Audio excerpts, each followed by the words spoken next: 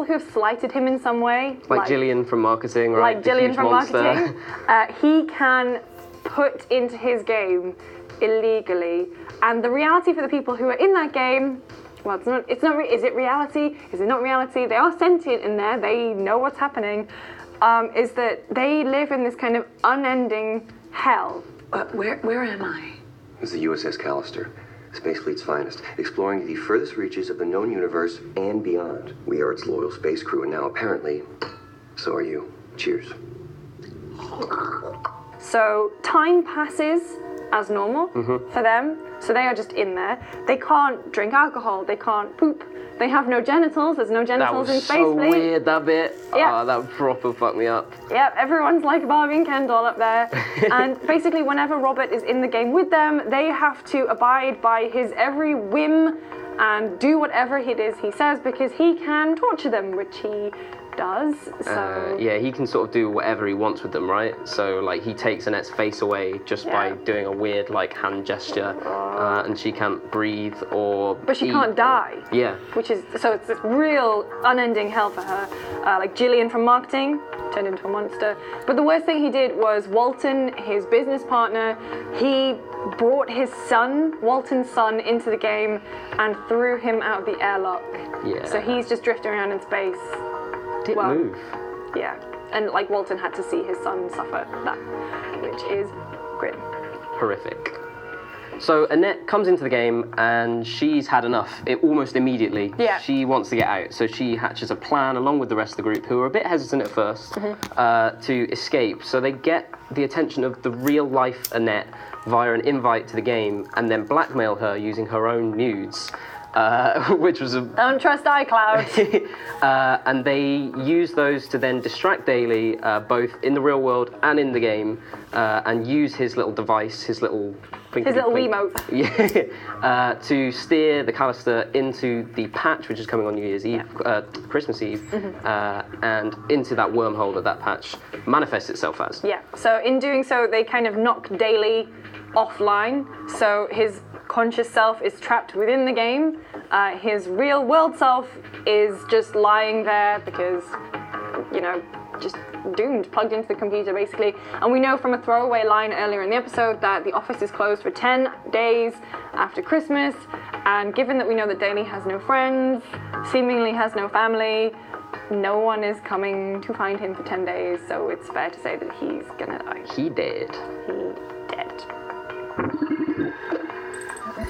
So let's break down everything we noticed in this episode. Lucy, what was your first big takeaway that you noticed?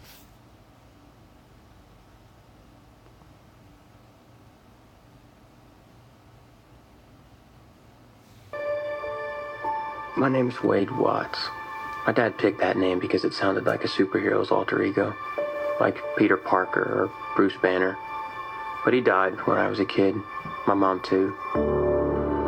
And I ended up here. Sitting here in my tiny corner of nowhere. There's nowhere left to go. Nowhere. Except the Oasis.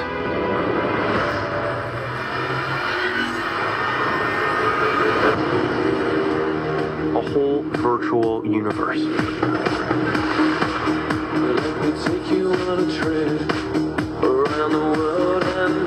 People come to the Oasis for all the things they can do. But they stay because of all the things they can be. Can you feel this?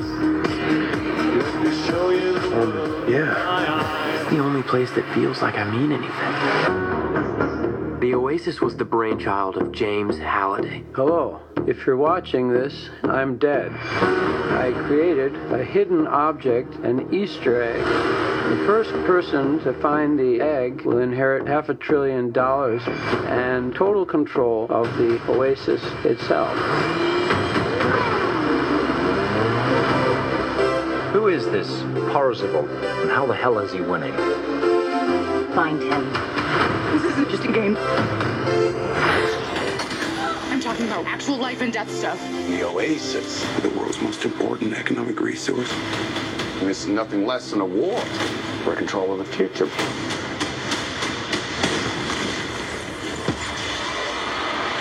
Welcome to the rebellion, Wade.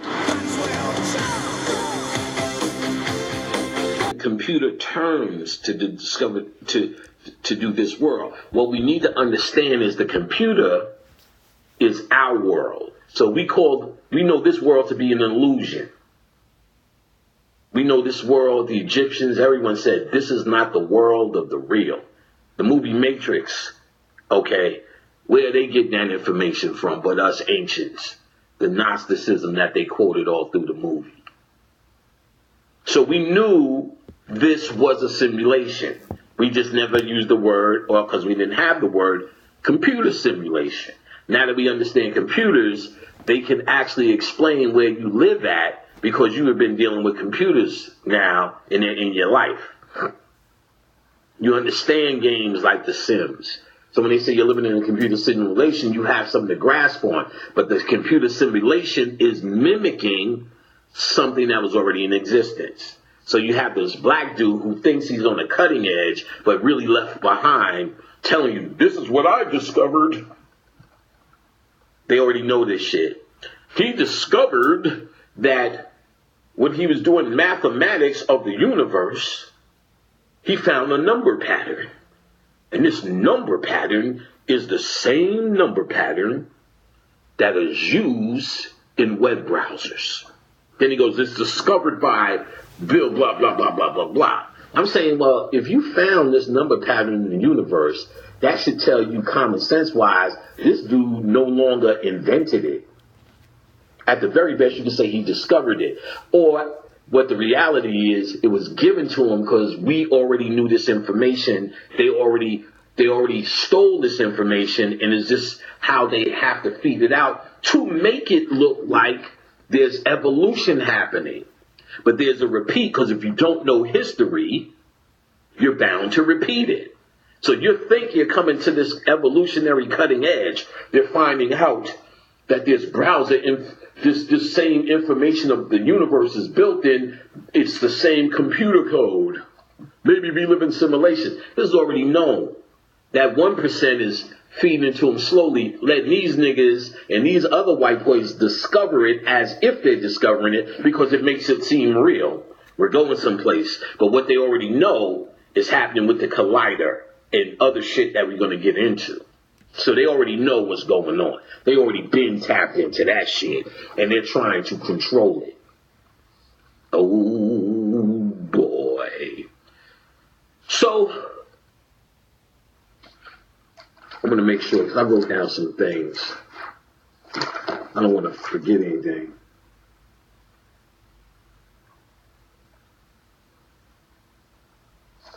All right.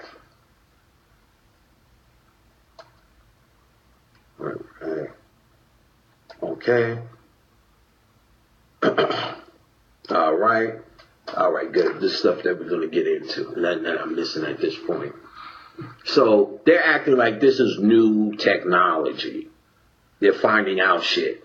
And then are we in a simulation like the Matrix? So this shows also they're smart, dumb guys. Because then if they're now referencing the movie The Matrix, what was the movie The Matrix referencing? Because that would be my next question.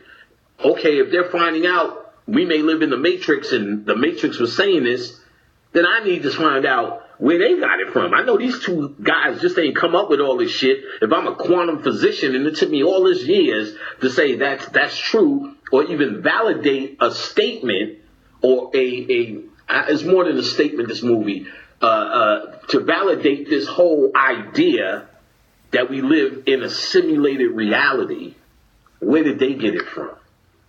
Where are they pulling it from? So now we knew they was pulling it from ancient. Every black motherfucker seen that shit and said, "About time."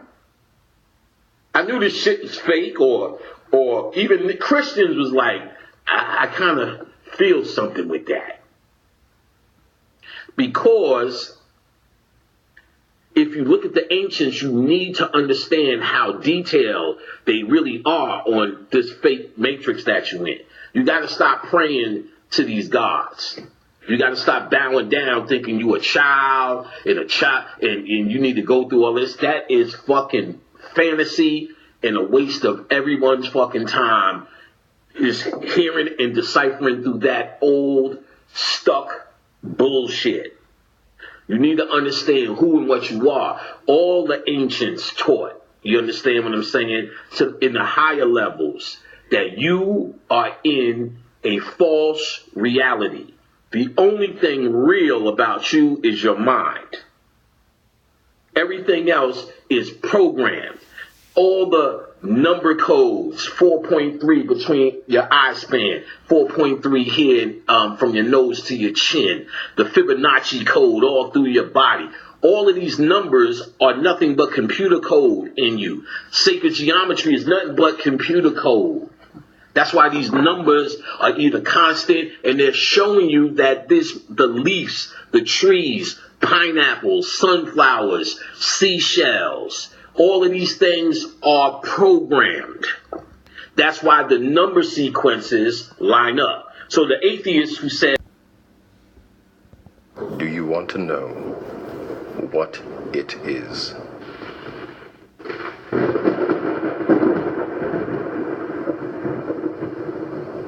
Unfortunately, no one can be told. The story ends. You wake up in your bed and believe whatever you want to believe.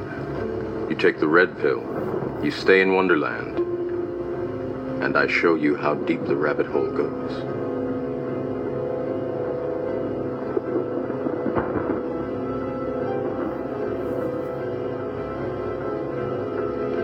Remember, all I'm offering is the truth, nothing more.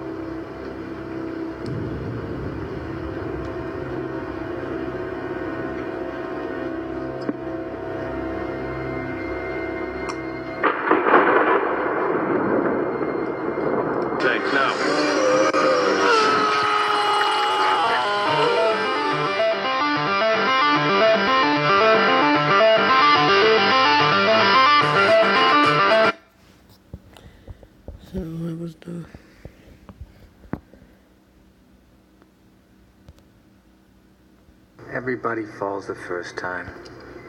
Right, friend?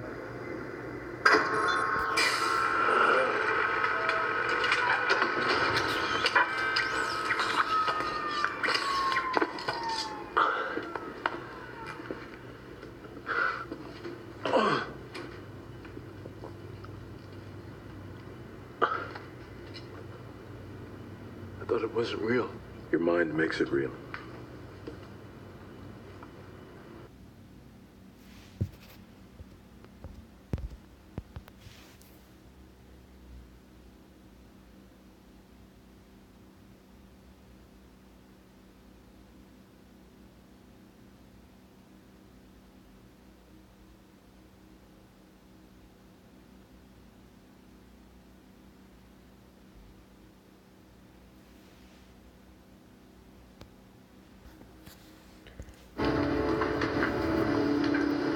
You wanted to know what the Matrix is, Neo? Trinity.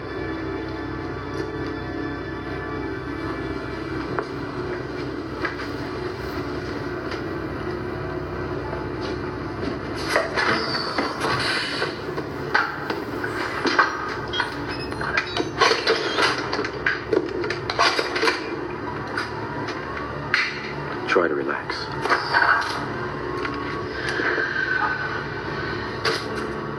This will feel a little weird.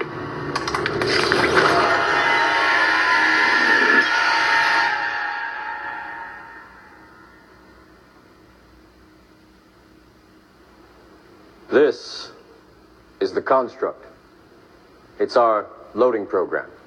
We can load anything from clothing to equipment, weapons, training simulations, anything we need.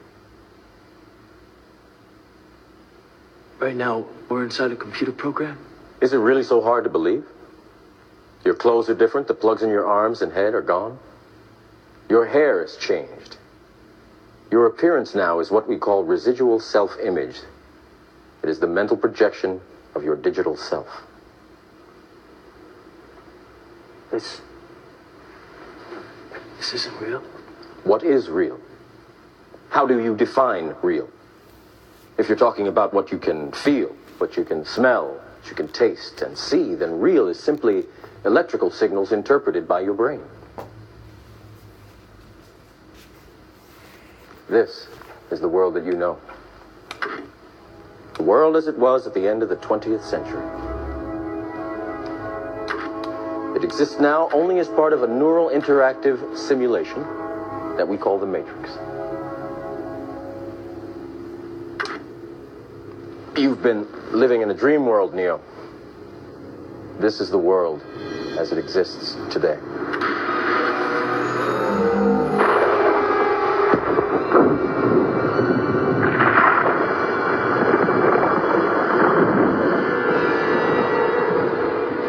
Welcome to the desert of the real.